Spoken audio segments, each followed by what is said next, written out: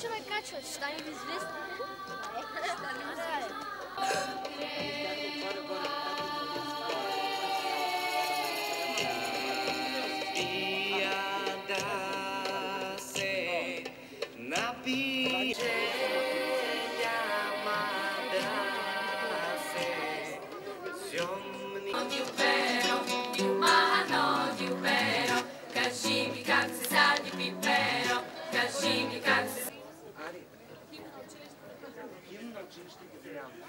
Химн на училище Дебелян.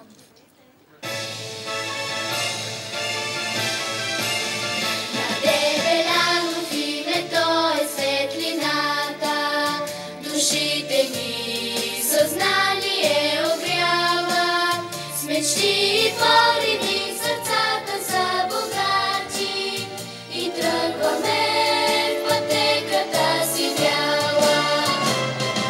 Училище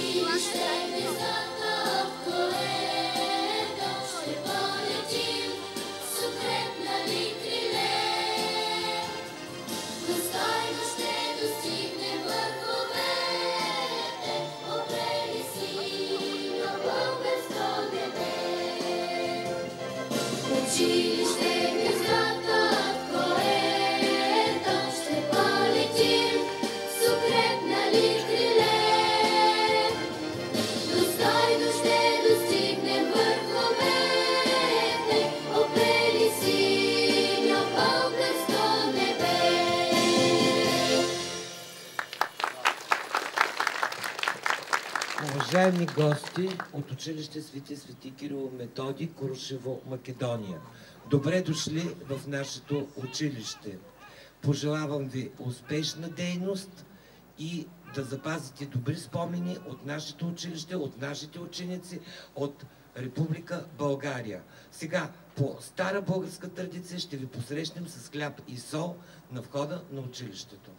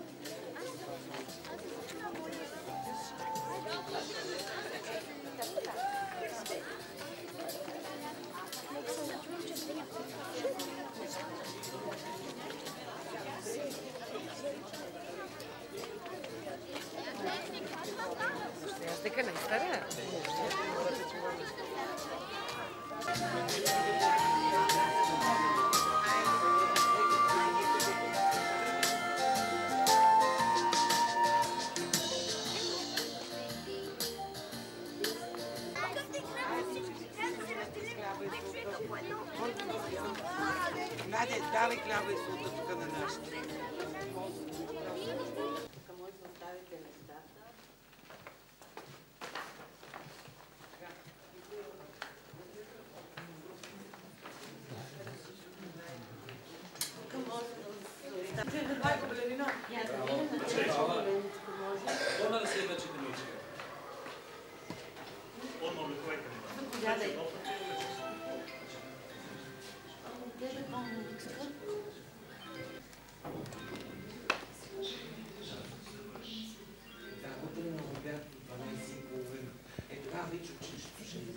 Заповядайте.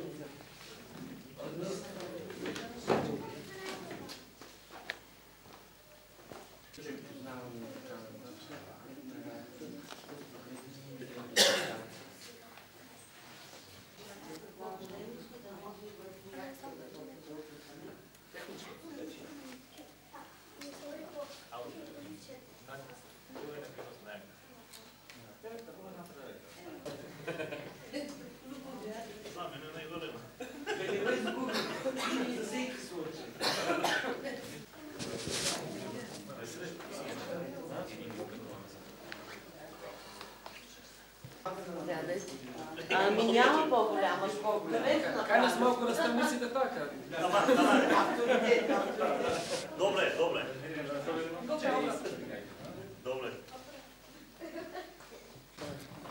Ами, да ми кажете малко повече за господин. Това е най-добри оператор в Бургас. Не се съмнявам за това. Ами, да ми кажете този проект с какво ще бъде полезен на вас, на вашите ученици? За нашето училище ова е прв меѓународен проект кој што го имаме добиено преку Еразмус програмата од Европската унија и сметаме дека со самиот овој проект ќе стекнеме на големо европско искуство. Пред се затоа што имаме соработка со повеќе партнери од неколку европски земји и особено не радува тоа што едно од партнерските училишта кое што е дел од овој проект е вашето училиште од Бургас, Република Бугарија, кој има многу поголемо искуство споредбено со нашето училиште во поглед на реализацијата на европските проекти.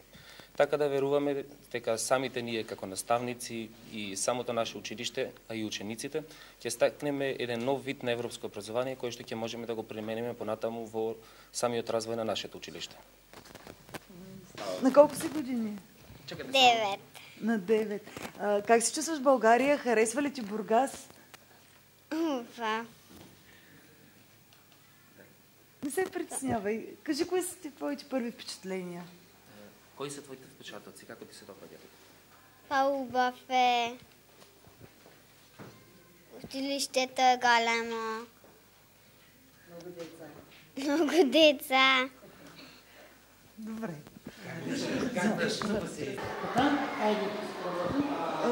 Само първо да запиша директора да ми каже, че двете му имена на... Драган Янковски. Янковски? Не В, Янковски. Няма В, не Янков. Да. Янковски. Училището е... Училището е Свети Кирил и Методий, Бучин, община Крушево. Бучен. Това град ли е Бучен? Бучин е село. Село. Те там са такива... Да, добре. Така. Да ни кажеш малко повече за този проект и с какво ще бъде полезен той на вашите училища? Много полезно ще не бъде. Проектът е свързан с иновации в образованието. Проектът е по Еразъм Плюс в тази му част за обмен на добри практики. И всъщност в този проект ние се включихме, защото имаме интереси, много учители от нашето училище имат интереси допълнителни в работата с информационни технологии, в внедряване на иновации в обучението. Точно това ни привлече в този проект. Намерихме прекрасни партньори, които също искат да работят по същия начин. И така работим вече цяла година, имаме още 2 години, 3 годишни проекта. Какви дейности, какво предстои да се случи по него? Ами, до сега ние изработваме учителите, обменят идеи, изработваме различни електронни ресурси, които да бъдат в помощ на децата от начален етап. Изработваме тези ресурси, най-често електронни игри, които са на всички езици на партньорите, които са партньори по проекта, включително български, плюс английски. Тези игри се превеждаме и на арабски, заради многото имигранти бежанци в Европа, за да бъдат полезни на учителите от цяла Европа. И до сега всъщност работим по тези игри. Използваме идеи от децата, те рисуват, изработват различни части от тях по електронен път. Ние учителите ги обобщаваме. Правим игри с различни програми. За сега използваме програмата Медиатор. И ги тестваме с нашите ученици, тестваме игрите. Много се харесват на децата. И след което, след 3 години, ние ще разпространим в цяла Европа тези игри и се надяваме да бъдем полезни и на други учители. Да, а каква е целта сега на визитата на децата от Македония с техните преподаватели? Ами, една част от проекта е обмен на ученици. Ние също ще ходим при тях, те идват при нас. Ние ще им покажем нашата база, свързана с електронните игри. Ще им покажем как ние използваме информационни технологии в нашите часове. Ще им покажем програмата Jumpido, която е уникална и няма на друго място по света. Тя е българска. Envision ще им покажем. Те са дошли най-много заради Jumpido и Envision, за да видят как се работи. Освен това ще покажем как се работи с Kahoot, как използваме Plickers. Това са такива образователни програми и платформи, които ние използваме в часовете си, за да бъде по-интересно на децата да го учат с по-голямо желание. Добре, само двете ви имена и сте ръководител. Стевка Комитова, аз съм българския координатор на проекта. Да, И това също е по-еразно. Тук са ни цели, партньори.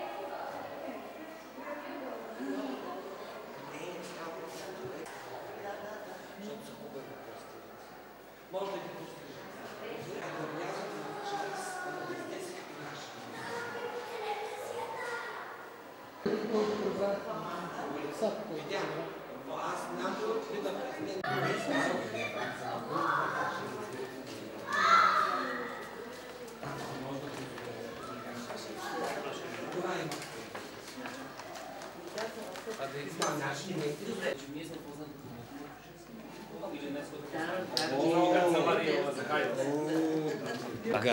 Значи най-познато Крушевскиов лукум е бренд за нашия град. Да. Благодаря много. Много благодарим. Много. Значи ще връщам и по-ръба ли, тя ще се трябва да Тебе очакуваме. Значи сега, началото на те ще дойдат две учени. А по 24 май, ако успеят, те ще има държавни изпити, да се местят на 19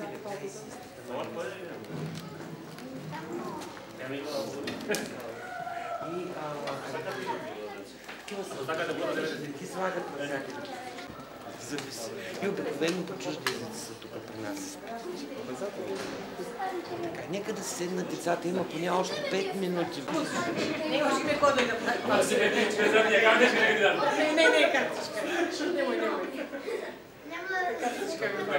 Папа ти е заглави. Сега ще ви кажа първите гласове.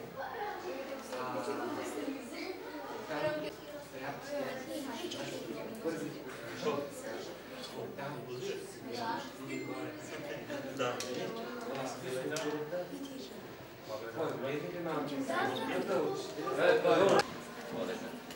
всичко те са строени хората абсолютно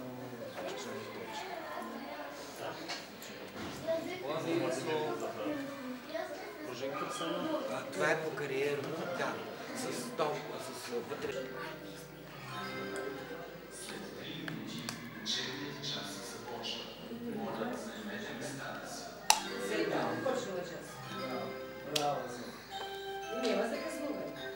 Учебният час започва. Моля да заемете местата си. Вака се ги му. Кирил ти кажа, малки ученици първи, втори клас са по 35 минути, а големите ученици са по 45, но тъй като сме на целодневно обучение, са по 40 минути. При вас по 40 минути.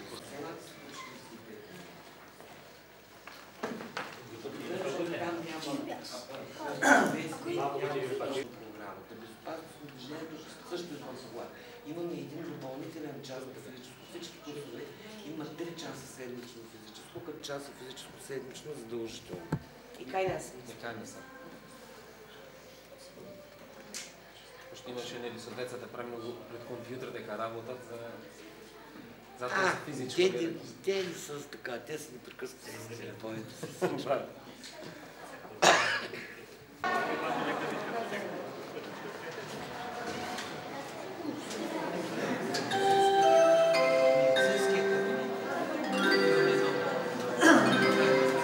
Учебният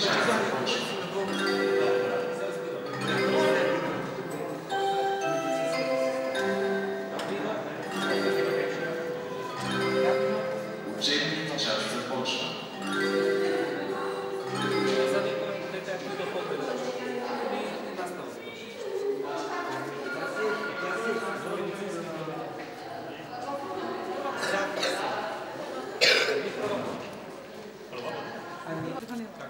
здравеопазване. Върху здравството.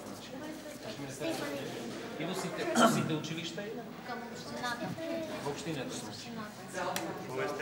Всички училища. Носите училища. Айде да